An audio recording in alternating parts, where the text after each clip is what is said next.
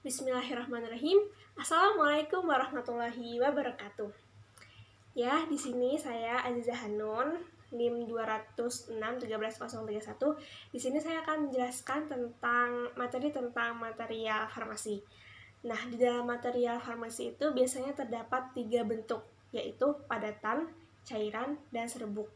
Alasan mengapa kita harus belajar material farmasi karena di material farmasi ini nantinya bentuk-bentuk tersebut kita akan ubah menjadi bentuk-bentuk yang nantinya lebih bisa diterima di dalam tubuh manusia. Seperti contohnya, asam metil salisilat. Metil salisilat ini berfungsi untuk meredakan nyeri apabila kita terjatuh dan terkilir. Nah, apabila kita aplikasikan ke dalam pengobatan mata, misalnya metil salisilat dalam bentuk kristal, tentunya tidak bisa. Oleh karena itu, nantinya diubah menjadi bentuk yang bisa diterima oleh mata pasien. Nah, nantinya di material farmasi ini juga kita harus mengenal karakter-karakter dari material farmasi ini untuk kita ubah menjadi bentuk sediaan. Nah, apa sih bentuk sediaan itu? Bentuk sediaan adalah bentuk-bentuk yang biasanya sudah ada di pasaran atau biasanya sudah dijual oleh di apotek-apotek. Misalnya kapsul, tablet, emulsi, lotion, dan lain-lain. Selanjutnya, di material farmasi ini nantinya kita akan mengenal tentang sifat fisikokimia. Sifat fisikokimia itu antara lain struktur dan bobot molekul, warna, bau, suhu lebur, profil analitik termal, ukuran dan bentuk partikel, potensi higroskopisitas, konstanta ionisasi, aktivitas optik, kelarutan, profil kelarutan berdasarkan pH, potensi polimorfisme, pembentukan solvat, spektra, absorbans, stabilitas cahaya, stabilitas termal, profil stabilitas terhadap pH yang nantinya akan dibagi menjadi 5 sifat fisikokimia.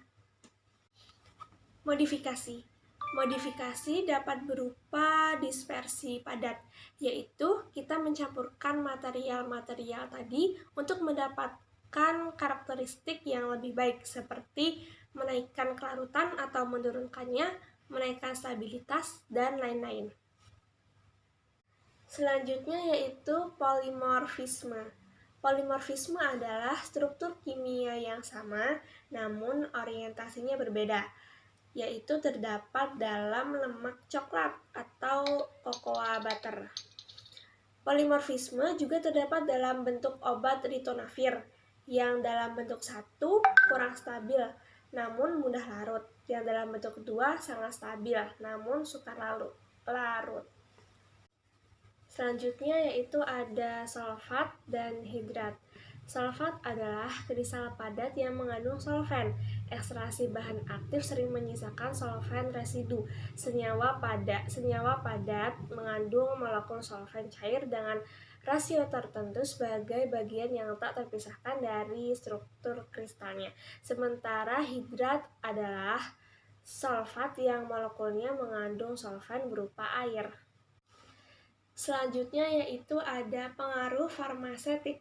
Pengaruh farmasetik ini ada 3, yaitu kelarutan, disolusi, dan BI, atau yang sering disebut dengan bioavailability. Bioavailability ini adalah ketersediaan hayati dari bahan obat yang ada di dalam darah, yang mungkin efek terapeutik dari obat itu dapat dirasakan oleh tubuh pasien. Semakin banyak obat di dalam darah, maka semakin baik obat tersebut memberikan efek terapeutiknya. Selanjutnya yaitu ada bentuk kristal dan bentuk amorf. Bentuk kristal adalah zat padat yang partikel penyusunnya tersusun secara teratur, sehingga kita bisa melihat dengan bantuan alat mikroskop. Sementara bentuk amorf adalah kebalikan dari bentuk kristal, yaitu partikel dari zat amorf ini tidak tersusun secara teratur, meskipun sebagian ada yang tersusun secara teratur. Nah, partikel yang tersusun secara teratur itu tidak muncul pada setiap bagian, seperti pada kristal. Nah, yang terakhir terdapat karakteristik dan identifikasi, yaitu kita dapat menggunakan 4 alat, di antaranya X-ray diffraction, spektrofotometer, DSC dan DTA, dan yang terakhir titik lebur. Nah, ini berfungsi untuk mengetahui bentuk dan struktur dari senyawa yang kita maksud. Sekian penjelasan mind mapping dari saya, kelompok 5. Wassalamualaikum warahmatullahi wabarakatuh.